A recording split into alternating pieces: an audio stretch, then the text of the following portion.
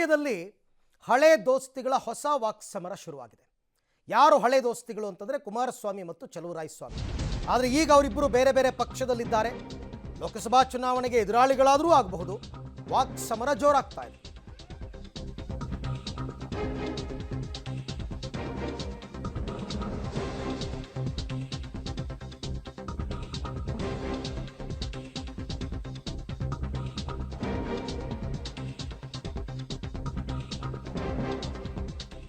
ಮಂಡ್ಯದಲ್ಲಿ ಹಳೆ ದೋಸ್ತಿಗಳ ಹೊಸ ವಾಕ್ಸಮರ. ಕುಮಾರಸ್ವಾಮಿ ವರ್ಸಸ್ ಚಲುವರಾಯಸ್ವಾಮಿ ನೇರ ಫೈಟ್. ಅದರಲ್ಲಿ ಕೆರಗೋಡದಾಯ್ತಲ್ಲ ಇನ್ಸಿಡೆಂಟು, ಅದಾದಮೇಲೆ ಜಾಸ್ತಿ ಆಯಿತು. ಮಂಡ್ಯದಲ್ಲಿ HDK ಸ್ಪರ್ಧೆ ಖಾತ್ರಿ ಆದರೆ ಕುಮಾರಸ್ವಾಮಿ ಕಣಕ್ಕಿಳಿತಾರೆ ಅಂತ ಮಾತಿದೆ. ಹಾಗಾಗಿ ಏಟು ಎದುರೇಟು, ವಾಕ್ಸಮರ, ಕಿತ್ತಾಟ ಇವೆಲ್ಲ ಮತ್ತಷ್ಟು ವಿಕೋಪಕ್ಕೆ ಹೋಗಬಹುದು. ಕುಮಾರಸ್ವಾಮಿ ಸ್ಪರ್ಧೆ ಮಾಡಿದ್ರೆ ಕೌಂಟ್ರ್ ಕೊಡ್ತಾರಾ ಚಲುವರಾಯಸ್ವಾಮಿ ಅಂದರೆ ಹೌದು, ಕೌಂಟರ್ ಕೊಡೋದಕ್ಕೆ ಅಂತಲೇ ಇವಾಗೆಲ್ಲ ವೇದಿಕೆಯನ್ನು ಸಿದ್ಧ ಮಾಡ್ಕೋತಾ ಇದ್ದಾರೆ. ಹಾಗಾದರೆ ಚಲುವರಾಯಸ್ವಾಮಿ ಏನೇನು ಏಟು ಕೊಟ್ಟಿದ್ದಾರೆ ಇಲ್ಲಿ ತನಕ? ಅವ್ರು ಹೇಳ್ತಾರೆ ನಿನ್ನೆ ಪ್ರೆಸ್ ಮೀಟಲ್ಲಿ, ಕುಮಾರಸ್ವಾಮಿ ಮಂಡ್ಯ ಜನರ ನೆಮ್ಮದಿಯನ್ನು ಹಾಳು ಮಾಡ್ತಾ ಇದ್ದಾರೆ. ಕುಮಾರಸ್ವಾಮಿ ಮಂಡ್ಯ ಜನರ ನೆಮ್ಮದಿಯನ್ನು ಹಾಳು ಮಾಡ್ತಾ ಇದ್ದಾರೆ. ಈ ಮಾತಿಗೆ ಕುಮಾರಸ್ವಾಮಿ ವಿಪರೀತ ಸಿಟ್ಟಿಗೆದ್ದಿದ್ರು. ನಿನ್ನೆ ಪ್ರೆಸ್ ಮೀಟ್ ಅವರು ಮಾಡಿದ್ರಲ್ಲ, ಅದರಲ್ಲಿ ಯುವಕರ ನೆಮ್ಮದಿಯನ್ನು ಹಾಳು ಮಾಡುವ ಕೆಲಸವನ್ನು ಮಾಡ್ತಾ ಇದ್ದಾರೆ HDK. ಯುವಕರ ನೆಮ್ಮದಿಯನ್ನು ಹಾಳು ಮಾಡುವಂತಹ ಕೆಲಸ. ಮಂಡ್ಯ ಜಿಲ್ಲೆಗೆ ಕುಮಾರಸ್ವಾಮಿ ಕೊಡುಗೆ ಏನು ಹೇಳಿ? ಯಾಕೆ ಅವ್ರು ಮಂಡ್ಯ ಅಂತಾರೆ? ಏನು ಕೊಡುಗೆ ಅವ್ರದ್ದು? ಶುಗರ್ ಕಾರ್ಖಾನೆ ವಿಚಾರದಲ್ಲಿ ಯಾಕಿಂತ ಹೋರಾಟ ಮಾಡಲೇ ಇಲ್ಲ ಅವರು? ಈಗ ಧ್ವಜದ ವಿಚಾರಕ್ಕೆ ಬರ್ತಾರಲ್ಲ, ಶುಗರ್ ಫ್ಯಾಕ್ಟ್ರಿ ವಿಚಾರದಲ್ಲಿ ಯಾಕೆ ಬರಲಿಲ್ಲ? ನೀವು ನನ್ನ ಮೇಲೆ ಅಥವಾ ಸ್ಥಳೀಯ ಶಾಸಕರ ಮೇಲೆ ದ್ವೇಷ ಮಾಡಿ, ಆದರೆ ಜಿಲ್ಲೆ ಜನತೆ ಮೇಲೆ ದ್ವೇಷ ಮಾಡಬೇಡಿ ಅಂತ ಟಾಂಗ್ ಕೊಟ್ಟರು. HDK ಕೇಸರಿ ಶಾಲನ್ನು ಹಾಕ್ಕೊಂಡು ಜಾತ್ಯತೀತ ಪಕ್ಷಕ್ಕೆ ಅಂತಿಮ ಯಾತ್ರೆ ಮಾಡ್ತಿದ್ದಾರೆ. ಇಷ್ಟು ದಿನ ಹಸಿರು ಶಾಲ್ ಹಾಕ್ಕೋತಾ ಇದ್ರು, ಈಗ ಕೇಸರಿ ಶಾಲ್ ಹಾಕ್ಕೊಂಡು ಪಕ್ಷವನ್ನು ಮುಗಿಸೋದಕ್ಕೆ ಹೊರಟಿದ್ದಾರೆ ಅಂತ ಚಲುವರಾಯಸ್ವಾಮಿ ಅವರ ಏಟು. ಇದೆಲ್ಲ ಮಾತುಗಳಿಗೆ ಕುಮಾರಸ್ವಾಮಿ ಅವರು ಎದುರೇಟು ಕೊಟ್ಟಿದ್ದಾರೆ. ಏನು ಎದುರೇಟು? ಕೆರಗೋಡು ಘಟನೆಗೆ ಸರ್ಕಾರವೇ ಕಾರಣ, ಸರ್ಕಾರ ದಾಖಲಾತಿಗಳನ್ನು ತಿದ್ದಿದೆ ಅಂತ ಒಂದಷ್ಟು ಡಾಕ್ಯುಮೆಂಟ್ಸ್ ಕೂಡ ನಿನ್ನೆ ಬಿಡುಗಡೆ ಮಾಡಿದರು ಕುಮಾರಸ್ವಾಮಿ.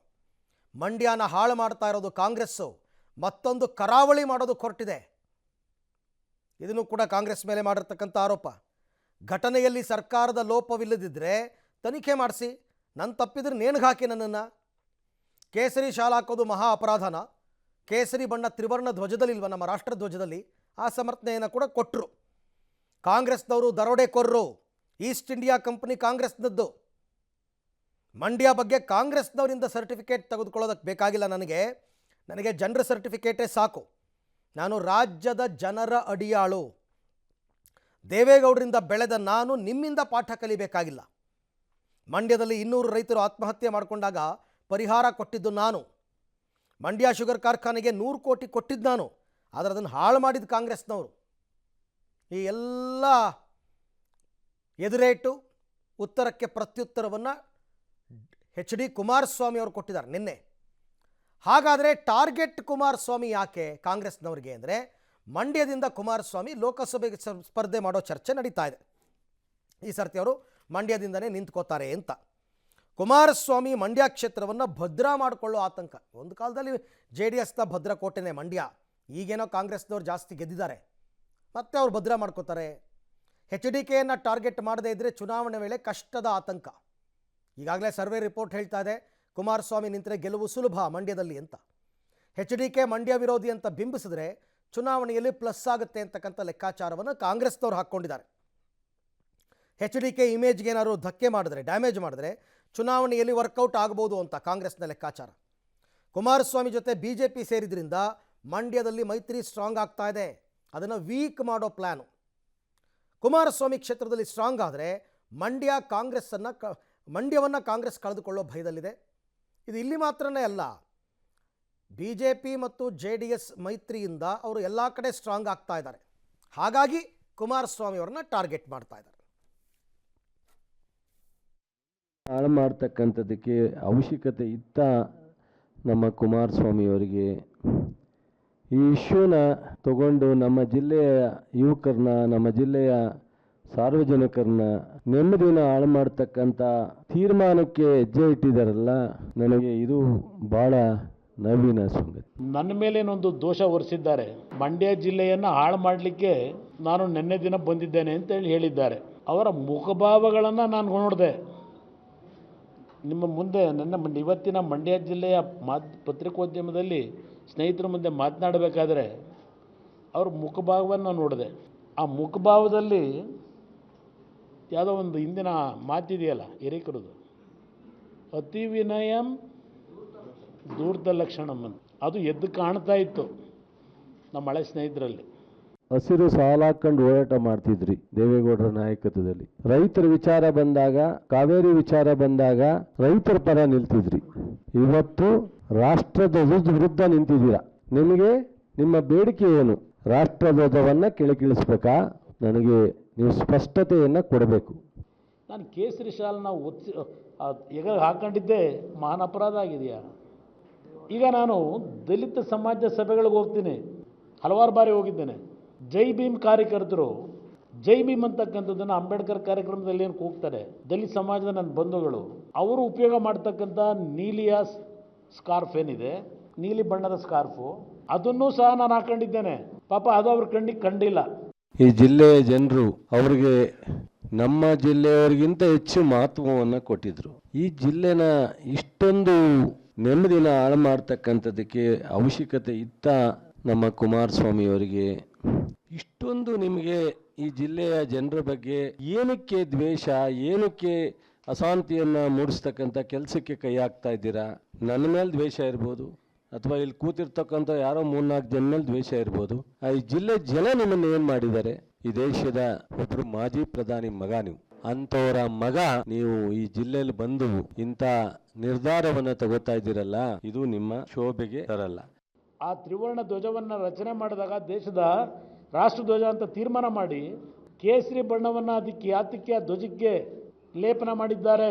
ಸ್ವಾತಂತ್ರ್ಯಕ್ಕೆ ಹೋರಾಟ ಮಾಡಿದಂಥ ಕಾಂಗ್ರೆಸ್ನ ಮಹಾನ್ ನಾಯಕರು, ಇತಿಹಾಸ ಇರತಕ್ಕಂಥ ಈಗಿನ ಮಹಾನ್ ನಾಯಕರು ಇವರಲ್ಲ. ಇವರು ಹಗಲ್ದೊರಡಗೋರು ಈಸ್ಟ್ ಇಂಡಿಯಾ ಕಂಪನಿ ಮಾಲೀಕರುಗಳು. ಇವರು ಈಸ್ಟ್ ಇಂಡಿಯಾ ಕಂಪನಿ ಫಾಲೋ ಮಾಡ್ತಾ ಇರೋರು. ಇವರು ಕೇಸರಿ ಬಗ್ಗೆ ಇಷ್ಟು ಹೇಳ್ತಿರಲ್ಲ, ಅಯ್ಯೋ ಕೇಸರಿ ಹಾಕಿದ್ದೆ ನಂದೇನೋ ಮಹಾನ್ ಅಪರಾಧ ಅಂತ ಹೇಳ್ತಿರಲ್ಲ. ನಮ್ಮ ಧ್ವಜದಲ್ಲಿ ಇರ್ತಕ್ಕಂಥದ್ದೇ ರಾಷ್ಟ್ರ ಧ್ವಜದಲ್ಲಿ ಕೇಸರಿ. ಮತ್ತಷ್ಟು ಮಾಹಿತಿ ನನ್ನ ಕೊಲೀಗ್ ಶ್ರೀನಿವಾಸ್ ಅವರಿಂದ ಪಡೆಯೋಣ. ಶ್ರೀನಿವಾಸ್, ಕೆರಗೋಡು ಧ್ವಜ ವಿವಾದ ಆದ ನಂತರ ಅಲ್ಲಿ ಹೋರಾಟಗಳೇನಾಯಿತು, ಪಾದಯಾತ್ರೆ ಆಯಿತು, ಕಾಂಗ್ರೆಸ್ನ BJPಯವರು ಇದ್ದರು, ಕುಮಾರಸ್ವಾಮಿಯವರು ಇದ್ದರು. ಆದರೆ ನಿನ್ನೆ ಚಲುವರಾಯಸ್ವಾಮಿಯವರು ಪ್ರೆಸ್ ಮೀಟ್ ಮಾಡಿ ಟಾರ್ಗೆಟ್ ಮಾಡಿದ್ದು ಬರೀ ಕುಮಾರಸ್ವಾಮಿಯವ್ರನ್ನ ಮಾತ್ರ. BJP ನಾಯಕರ ಬಗ್ಗೆ 2 ಮಾತಾಡಿ ಸುಮ್ಮನಾಗ್ಬಿಟ್ರು. ಇಡೀ ಅವರ ಪ್ರೆಸ್ ಮೀಟ್ ಉದ್ದಕ್ಕೂ ಅವರು ಟಾರ್ಗೆಟ್ ಮಾಡಿದ್ದು ಕುಮಾರಸ್ವಾಮಿಯವರನ್ನು. ಯಾಕೆ ಕುಮಾರಸ್ವಾಮಿಯವರೇ ಮಂಡ್ಯದಲ್ಲಿ ಟಾರ್ಗೆಟ್ ಆಗ್ತಾ ಇದ್ದಾರೆ? ಇದು ಪ್ರಶ್ನೆ. ಕೇವಲ ಚುನಾವಣೆ ದೃಷ್ಟಿ ಮಾತ್ರನಾ ಅಥವಾ ಬೇರೆ ಇನ್ನೇನಾದರೂ ಕಾರಣ ಇದೆಯಾ? ಅರವಿಂದ್, ಒಂದು ಕಾಲದಲ್ಲಿ ಕುಮಾರಸ್ವಾಮಿಯವರು ಮತ್ತೆ ಚಲುವರಾಯಸ್ವಾಮಿಯವರು ಸ್ನೇಹಿತರು, ಒಂದೇ ಪಕ್ಷದಲ್ಲಿದ್ದರು. ಬದಲಾದ ರಾಜಕೀಯ ಸನ್ನಿವೇಶದಲ್ಲಿ ಇಬ್ಬರು ಕೂಡ ವೈರತ್ವ ವಿರೋಧಗಳು ಆಗಿರುವಂತದ್ದು. ಈಗ ಸಹಜವಾಗಿ ಲೋಕಸಭೆ ಚುನಾವಣೆ ಬರ್ತಿದೆ, ಕುಮಾರಸ್ವಾಮಿಯವರು ಮಂಡ್ಯದಿಂದ ಸ್ಪರ್ಧೆ ಮಾಡ್ತಾರೆ ಅನ್ನುವಂತಹ ಮಾತುಗಳು ದೊಡ್ಡ ಮಟ್ಟದಲ್ಲಿ ಕೇಳಿ ಬರ್ತಿದ್ದಾವೆ. ಹೇಳಿ ಕೇಳಿ ಚಲುವರಾಯಸ್ವಾಮಿಯವರು ಮಂಡ್ಯ ಜಿಲ್ಲೆಯ ಉಸ್ತುವಾರಿಗಳು. ಈಗ ಕುಮಾರಸ್ವಾಮಿಯವರನ್ನ ಟಾರ್ಗೆಟ್ ಮಾಡದೆ ಹೋದ್ರೆ ಮುಂದೆ ಲೋಕಸಭಾ ಚುನಾವಣೆಯಲ್ಲಿ ನಮಗೆ ಅದು ಮೈನಸ್ ಆಗುತ್ತೆ, ನಮಗೆ ದೊಡ್ಡ ಮಟ್ಟದ ಹೊಡೆತ ಬೀಳುತ್ತೆ ಅನ್ನುವಂಥದ್ದು ಚಲುವರಾಯಸ್ವಾಮಿಯವರ ಒಂದಷ್ಟು ಆತಂಕಗಳು. ಹಾಗಾಗಿನೇ ನಿನ್ನೆ ಕೆರಗೋಡಿನ ವಿಚಾರವಾಗಿ ಚಲುವರಾಯಸ್ವಾಮಿಯವರು ಮಾತನಾಡುವಂತ ಸಂದರ್ಭದಲ್ಲಿ ನೇರವಾಗಿ ಬಿಜೆಪಿ ನಾಯಕರನ್ನ ಬಿಟ್ಟು ಕುಮಾರಸ್ವಾಮಿಯವರನ್ನ ಟಾರ್ಗೆಟ್ ಮಾಡಿದ್ರು. ಇನ್ನೊಂದು ಟಾಕ್ ನಡೀತಾ ಇದೆ, ಆ ಕಾಂಗ್ರೆಸ್ ಹೈಕಮಾಂಡ್ ತಮ್ಮ ತಮ್ಮ ಜಿಲ್ಲಾ ಉಸ್ತುವಾರಿಗಳಿಗೆ ಗೆಲ್ಸ್ಕೊಂಡು ಬರುವಂತ ಟಾಸ್ಕ್ ಅನ್ನು ಕೊಡುತ್ತೆ. ಒಂದ್ ವೇಳೆ ಗೆಲ್ಲದೆ ಹೋದ್ರೆ ಆ ಉಸ್ತುವಾರಿ ಸಚಿವರಿಗೆ ಸಮಸ್ಯೆ ಆಗುತ್ತೆ ಅನ್ನುವಂತ ಲೆಕ್ಕಾಚಾರಗಳು. ಸೊ ಇದೆಲ್ಲದರ ಆತಂಕದಲ್ಲಿ ಬಹುಶಃ ಚಲುವರಾಯಸ್ವಾಮಿಯವರು ಕುಮಾರಸ್ವಾಮಿಯವರನ್ನ ಟಾರ್ಗೆಟ್ ಮಾಡ್ತಿದ್ದಾರೆ ಅನ್ನುವಂಥದ್ದು ಒಂದು ಚರ್ಚೆ ಆಗ್ತಿದೆ. ಕುಮಾರಸ್ವಾಮಿಯವರು ಸ್ಪರ್ಧೆ ಮಾಡಿದ್ರೆ ಚಲುವರಾಯಸ್ವಾಮಿಯವರು ಕೂಡ ಅವರ ವಿರುದ್ಧ ಸ್ಪರ್ಧೆ ಮಾಡ್ತಾರೆ ಅಥವಾ ಅವರ ಪತ್ನಿಯನ್ನು ನಿಲ್ಲಿಸಬಹುದು ಅನ್ನುವಂಥದ್ದು. ಸೊ ಹಾಗಾಗಿ ಈ ರಾಜಕಾರಣವನ್ನೇ ಇಟ್ಕೊಂಡು ಚಲುವರಾಯಸ್ವಾಮಿಯವರು ಈಗ ಏನಾದ್ರೂ ನಾವು ಸಡಿಲ ಮಾಡಿದ್ರೆ ಮತ್ತೆ ಕುಮಾರಸ್ವಾಮಿಯವರು ಮಂಡ್ಯದಲ್ಲಿ ಸ್ಟ್ರಾಂಗ್ ಆಗುತ್ತೆ, JDS ಅವರು ಮತ್ತೆ ಸ್ಟ್ರಾಂಗ್ ಆಗ್ತಾರೆ ಅನ್ನುವಂತಹ ಲೆಕ್ಕಾಚಾರಗಳು ಚಲುವರಾಯಸ್ವಾಮಿ ಅವರಿಗೆ ಇದ್ದಂತೆ ಕಾಣ್ತಿದೆ. ಹಾಗಾಗಿನೇ ಬಿಜೆಪಿ ನಾಯಕರನ್ನ ಬಿಟ್ಟು ನೇರವಾಗಿ ಕುಮಾರಸ್ವಾಮಿಯವರೇ ಕೆರಗೋಡಿನ ಏನು ಗಲಾಟೆಗೆ ಕಾರಣ ಅನ್ನುವಂಥದ್ದು, ಮಂಡ್ಯಗೆ ಬೆಂಕಿ ಹಚ್ತಿದ್ದಾರೆ, ಮಂಡ್ಯದ ಯುವಕರನ್ನ ಹಾಳು ಮಾಡ್ತಿದ್ದಾರೆ. ಸೊ ಇದೆಲ್ಲಾ ರೀತಿಯಾದಂತಹ ಮಾತುಗಳನ್ನ ಆಡ್ತಿದ್ದಾರೆ. ಒಂದು ರಾಜಕೀಯ ಜೊತೆಗೆ ಹಿಂದಿನ ವಿಷಯಗಳ ವೈರತ್ವವು ಕೂಡ ಇದರಲ್ಲಿ ಅಡಗಿದೆ ಅಂತ ಹೇಳ್ಬೋದು. Arvind. Okay Srinivas, thank you ತಮ್ಮ ಎಲ್ಲ ಮಾಹಿತಿಗಾಗಿ. ಒಟ್ಟಾರೆ ಈಗ ಕುಮಾರಸ್ವಾಮಿಯವರು ಮಂಡ್ಯವನ್ನು ಮತ್ತೆ ಕಬ್ಜಾ ಮಾಡ್ಕೊಂಡ್ಬಿಡ್ತಾರೆ, ಅವರು ಮೈತ್ರಿ ಅಭ್ಯರ್ಥಿಯಾಗಿ ಕಣಕ್ಕಿಳಿತಾರೆ. ಹಾಗಾಗಿ ಈಗ ಕುಮಾರಸ್ವಾಮಿಯವ್ರನ್ನ ಟಾರ್ಗೆಟ್ ಮಾಡಿ ಮಂಡ್ಯ ಜನರ ದೃಷ್ಟಿಯಲ್ಲಿ ಕುಮಾರಸ್ವಾಮಿಯನ್ನು ವಿಲನ್ನಾಗಿ ಮಾಡಬೇಕು ಅಂತ ಕಾಂಗ್ರೆಸ್ನ ಲೆಕ್ಕಾಚಾರ ಇರಬಹುದು. ಆ ಕೆಲಸವನ್ನು ಕುಮಾರಸ್ವಾಮಿಯವರು ಮಾಡ್ತಾರೆ. ರಾಜಕೀಯ ಅಂತಂದರೆ ಹಾಗೇನೆ. ಬಟ್ ಉತ್ತರ ಕೊಡಬೇಕಾದವರು ಅಂತಿಮವಾಗಿ ಮಂಡ್ಯ ಜಿಲ್ಲೆಯ ಜನತೆ.